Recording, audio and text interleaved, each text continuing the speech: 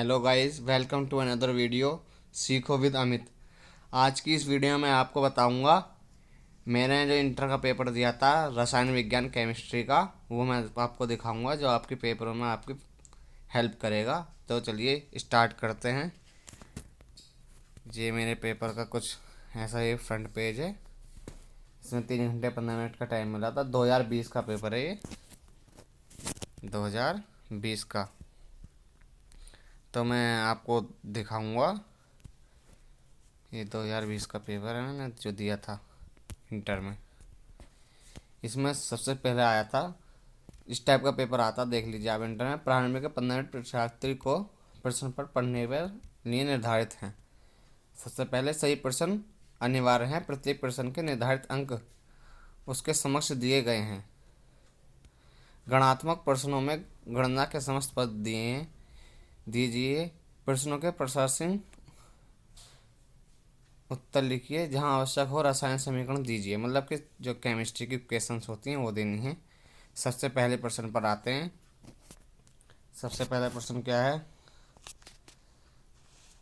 इस प्रकार के प्रत्येक खंड में चार विकल्प दिए गए हैं। सही विकल्प चुनकर उससे अपनी उत्तर पुस्तिका, जो सही प्रश्न है उसे अपनी उत्तर पुस्तिका में लिखना है आपको। तो उत्तर पुस्तिका में लिखना है। तो सबसे पहले आते हैं। सबसे पहला क्वेश्चन क्या है? वेग स्थिरांक ताप बढ़ाने पर बढ़ेगा, घटेगा, अपरिवर्तित रहेगा, इनमें से कोई नहीं। तो गाइज मैंने इसके सॉल्यूशन तो नहीं दिए, मगर आप देख लेना जो जो भी हैं, मैं आपको पढ़कर बताता रहूँगा। ओके, अगले पर आते हैं। निम्न में से किसमें विलायक का अणु संख्या गुण नहीं है? जो विलायक होता है हमारा, उसमें अणु संख्या गुण नहीं है। ये अणु संख्या गुण जो है इसके बारे में पूछ रहा है। तो इनमें से किसमें अणु संख्या गुण नहीं है? अगले पर आते हैं। यह है एक क्रिस्टलीय ठोस में होती है। जो क्रिस्टलीय ठोस होता है उसमें होती है दीर्घ परासकोटि, लघु परासकोटि, अनिश्चित व्यवस्था, इनमें से कोई नहीं। तो आप देख लेना बाद में जो भी हो। फिलहाल में ये पता नहीं है, मैंने याद नहीं रहे। एक उत्प्रेरक अभिक्रिया की वेग बढ़ा देता है, अभिक्रिया की ऊर्जा घटा देता है, अभिक्रिया की ऊर्जा पर कोई प्रभाव डालता है, अभिक्रिया को ऊर्जा बढ़ा भी सकता है, घटा भी सकता है।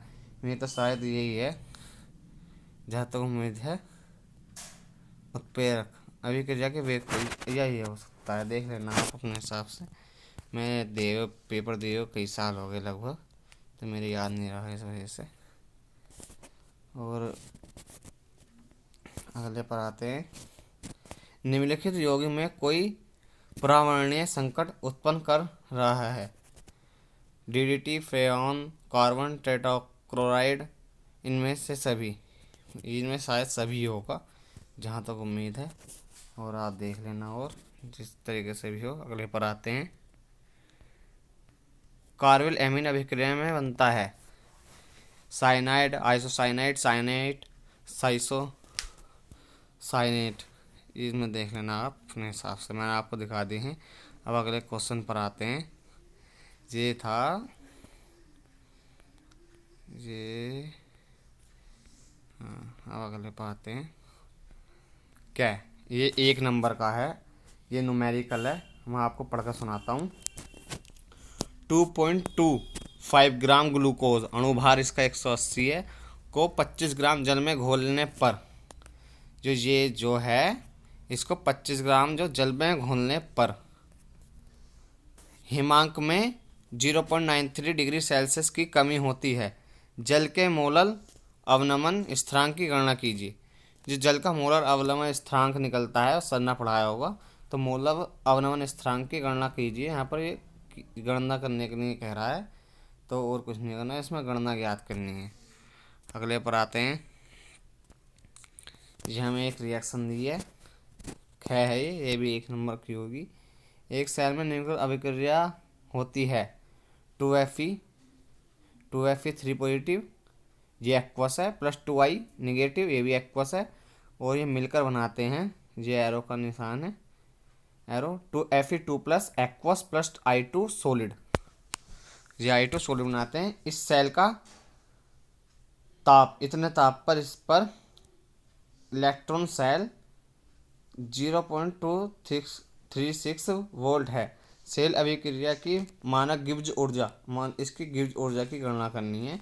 अगर आपको सर ने क्लास में पढ़ाया हो तो उनसे पूछ लेना। और सर गिब्स ऊर्जा कैसे निकाली जाती है। अगले बातें हैं, एंजाइम उत्पन्न के अभिलक्षण समझाइए। ये 2 नंबर में पूछा गया। एंजाइम तो गाइस बहुत मोस्ट है, या पढ़ लेना इंटरबेस के हिसाब से। फिर आगे आते हैं, जिनोन एवं फ्लोरीन के मध्य अभिक्रिया के रासायनिक समीकरण दीजिए। जिनोन और फ्लोरीन की रासायनिक समीकरण या देनी है यहाँ पर। अगले पर आते हैं, ये इंग्लिश में भी है, इंग्लिश में देख लेना। CBSE वाले लगभग क्वेश्चन तो सबके लगभग सामान्य। अब आते हैं यहाँ पर कैप है, तीसरे का कैप। प्रतिलोम परासरण में आप क्या समझते हैं, उदाहरण सहित समझाइए। और आगे है, फ्रेंकेल दोष एवं शॉर्ट की दोष क्या है, उदाहरण सहित समझाइए। फ्रेंकेल दोष एवं शॉर्ट की दोष, ये गाइस बहुत ही इंपॉर्टेंट है, ये भी आता है, इसे भी आप देख लेना जरूर। ये उदाहरण सहित समझाने के लिए कह रहा है, तो आप मैनेज कर लेना अपने हिसाब से। अब आगे आते हैं, बैटरी से, ये सेल से रिलेटेड है। प्राथमिक बैटरियों पर एक संक्षिप्त टिप्पणी लिखिए। मतलब जो प्राथमिक बैटरी होती हैं उन पर एक संक्षिप्त टिप्पणी लिखनी है, उसके बारे में पूछ गया है। निम्न पर संक्षिप्त टिप्पणी लिखिए। कोलाउस नियम, ये भी बहुत मोस्ट है। विद्युत संचालन, ये बहुत लगभग ये तो आपको रखे हुए मिलेंगे जहाँ तक उम्मीद है, तो आप इसे याद करके जरूर जाना। अगले पर आते हैं, अब थोड़ा जोर जूम कर लेता हूँ जो आपको देखने में आसानी हो।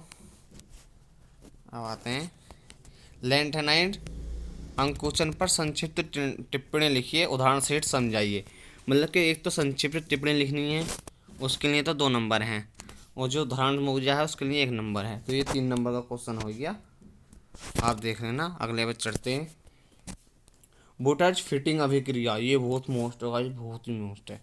वोल्टेज अभिक्रिया का वर्णन कीजिए, रासायनिक समीकरण भी लिखिए, डाइक्लोमेथेन के उपयोग कीजिए। मतलब जो डाइक्लोमेथेन होते हैं उसके उपयोग भी लिखने हैं। डाइक्लोमेथेन आपको सर ने क्लास में पढ़ाया होगा, तो आप वहाँ देख लेना। तो अगले पर चलते हैं, ये बहुत मोस्ट है भाई, ये सुपर मोस्ट। हॉफमैन ब्रोमाइड अभिक्रिया द्वारा एथिलएमीन, जो एथिलएमीन होता है, एथिलएमीन बनाने का रासायनिक समीकरण लिखिए। एथिलएमीन को बनाने का रासायनिक समीकरण लिखिए, एवं एथिलएमीन की नाइट्रिक अम्ल तथा मैथिल मैग्नीशियम और आयोडाइड के साथ होने वाली अभिक्रिया का रासायनिक समीकरण भी लिखिए। मतलब कि जो एक न तो नाइट्रस अम्ल के द्वारा 1 नंबर है, एक है मैथिल मैग्नीशियम आयोडाइड के साथ 1 नंबर है, और जो 1 नंबर है वो आपको बनाने की रासायनिक बनने की समीकरण के ऊपर है। अगले पर चलते हैं, अगला है, प्राकृतिक और संश्लेषित बहुलक क्या है, प्रत्येक के 2 उदाहरण दीजिए। बैकलाइट तथा टेफ्लॉन के 2 उपयोग लिखिए। जो बैकलाइट और टेफ्लॉन के 2 उपयोग लिखवा रहा है यहाँ पर, तो आप इसे भी देख लेना, अच्छा क्वेश्चन है। अगले पर चलते हैं, अगले पर आ गए हम, ये भी 3 नंबर का, 5 का क्या। ये गाइस जब मैंने पेपर दिया था तो मेरे दोनों पेपर एक साथ हुए थे, तो आपके भी दोनों एक साथ ही होंगे, तो आप भी देख लेना, आपका भी इतने नंबर का पेपर आएगा। अभिक्रिया की कोटि का अर्थ उदाहरण सहित दीजिए। जो अभिक्रिया की कोटि होती है उसको जो अर्थ है उसको उदाहरण सहित देना है। स्पष्ट कीजिए, एक प्रथम कोटि की अभिक्रिया का अर्ध आयु काल, जो अर्धकाल आयु काल होता है 60 मिनट है, कितने समय में अभिक्रिया 90% पूर्ण हो जाएगी, ये पूछ रहा है, तो ये आपको बताना है। अगले पर आते हैं, आयरन का इसके ऑक्साइड से निष्कर्षण की विधि समझाइए। नामांकित चित्र सहित उसमें होने वाली अभिक्रिया का रासायनिक समीकरण दीजिए। ये पूछ रहा है, रासायनिक समीकरण पूछ रहा है आयरन का इसके ऑक्साइड से निष्कर्षण, मतलब कि ये इसका ही भाग है ऊपर वाले का, इसका ही ख और ग। हम आते हैं उपसहसंयोजी योगों की ज्यामितीय समव्यवस्था, मतलब कि समव्यवस्था पूछ रहा है आपसे, को उदाहरण सहित वर्णन कीजिए। निम्न यौगिकों का IUPAC, इसका IUPAC नियम पूछ रहा है और इसका IUPAC नियम पूछ रहा है, ऊपर वाले के 2 नंबर और IUPAC के 1-1 नंबर पूछ रहा है। ये आपको 3 नंबर मिलेंगे इस क्वेश्चन को करने पर। अगले पर आते हैं, प्रतिरोधी तथा प्रतिजैविक पर संक्षिप्त टिप्पणी लिखिए। इसके मुख्य कार्य उदाहरण सहित लिखिए। प्रोटीन के 2 कार्य लिखिए। मतलब कि प्रोटीन है प्रतिरोधी तथा प्रतिजैविक पर संक्षिप्त टिप्पणी लिखने के 2 नंबर, और इसके मुख्य कार्य उदाहरण सहित लिखने पर 1 नंबर, और प्रोटीन के 2 कार्य लिखने पर 1 नंबर। ये ऐसा पेपर था। अगले पर आते हैं। ये कितने नंबर का? 2 + 3 5 नंबर का ये है। डाई एथिल ईथर के विचलन की 2 प्रमुख विधियां लिखिए। लूकास परीक्षण क्या है? मतलब जो डाई एथिल ईथर है, जो डाई एथिल ईथर है उसके बारे में पूछ रहा है, डाई एथिल ईथर के बारे में। और लूकास परीक्षण क्या है? इसका प्रयोग किस प्रकार के यौगिक के पहचानने में किया जाता है? उदाहरण सहित लिखिए। उदाहरण सहित पूछ रहा है लूकास परीक्षण को। इसके अथवा में दे रखा है, एक अथवा वाला पढ़ते हैं। एथेनॉल बनाने की औद्योगिक विधि का वर्णन कीजिए तथा रासायनिक समीकरण भी लिखिए। एथेनॉल के 2 उपयोग लिखिए। एथेनॉल से मेथेनॉल परिवर्तन का रासायनिक समीकरण दीजिए। यही 5 नंबर में है, ऐसा करके जाएगा, मोस्ट है। अब आते हैं रिएक्शनों पर। जो क्या होता है जब केवल रासायनिक समीकरण देनी है, यहाँ पर रिएक्शन खाली रिएक्शन देनी है। यहाँ पर सबसे पहला है एसीटोन की सोडियम बाइसल्फाइड के साथ। एसीटोन सोडियम बाइसल्फाइड का फॉर्मूला NaHSO3 के साथ अभिक्रिया करते हैं। अगले पर आते हैं। फॉर्मिक अम्ल को सांद्र H2SO4 के साथ गर्म करते हैं तो क्या बनता है? एसिटिक अम्ल को अमोनिया के साथ गर्म करते हैं तो क्या बनता है? ये आपसे पूछ रहा है। अगले पर आते हैं। एसिटेल्डिहाइड को टॉलन अभिकर्मक के साथ क्रिया कराते हैं। टॉलन अभिकर्मक होता है, उसके साथ क्रिया कराते हैं तो क्या होता है? ठीक, आगे आते हैं। बेंजामाइड को जल की उपस्थिति में गर्म करते हैं तो क्या होता है? और इसके अथवा में दे रखा, अगर ये आप नहीं करना चाहते तो अथवा में है। कैसे प्राप्त करेंगे? केवल रासायनिक समीकरण का दीजिए। मतलब कि कैसे प्राप्त करेंगे? ब्यूटानॉल 1 से ब्यूटेनोइक अम्ल गाइस बहुत ही मोस्ट है। अगले पाते हैं। एसिटेल्डिहाइड से एसिटिक अम्ल, ये भी मोस्ट है। एसिटिक अम्ल से एथिल एसीटेट, देख लेना सभी। एसीटोन से तृतीयक ब्यूटिल एल्कोहल, यही मोस्ट है। 3 नाइट्रोब्रोमोबेंजीन से M नाइट्रोबेंजोइक, ये भी मोस्ट है। इन सबको आपको देख कर जाना जरूर गाइस, पढ़कर जाना इन रिएक्शनों को तो जरूर। अगला पाते हैं। डेकोन विधि द्वारा क्लोरीन के उत्पादन का वर्णन कीजिए। गर्म सांद्र NaOH तथा ठंडे तनु NaOH के साथ क्लोरीन की अभिक्रिया का रासायनिक समीकरण दीजिए। क्लोरीन के 4 उपयोग लिखिए। ये क्वेश्चन है। इसके अथवा में क्वेश्चन है, यही 5 नंबर का एक क्वेश्चन है। सल्फ्यूरिक अम्ल का संपर्क विधि द्वारा उत्पादन का सचित्र मतलब चित्र के साथ वर्णन रासायनिक समीकरण सहित कीजिए। सांद्र सल्फ्यूरिक अम्ल के ऑक्सीकारक गुण दर्शाने वाली एक रासायनिक समीकरण लिखिए। सल्फ्यूरिक अम्ल के 2 महत्वपूर्ण उपयोग लिखिए। इसके सल्फ्यूरिक अम्ल के 2 महत्वपूर्ण उपयोग भी लिखने हैं गाइस। अगले पर आते हैं। कार्बोहाइड्रेट क्या होता है? इनका वर्गीकरण कीजिए तथा प्रत्येक वर्ग के एक कार्बोहाइड्रेट का नाम व सूत्र भी लिखिए।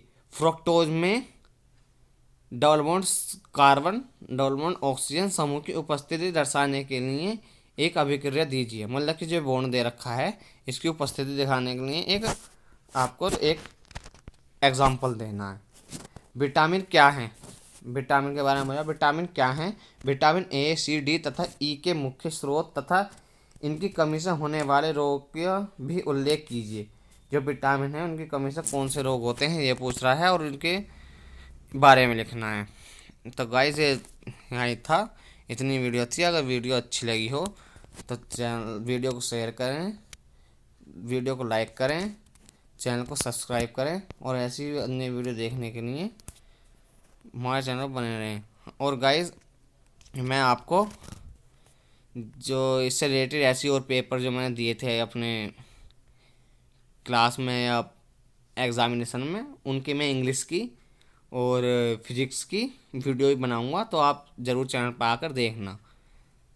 Thank you so much.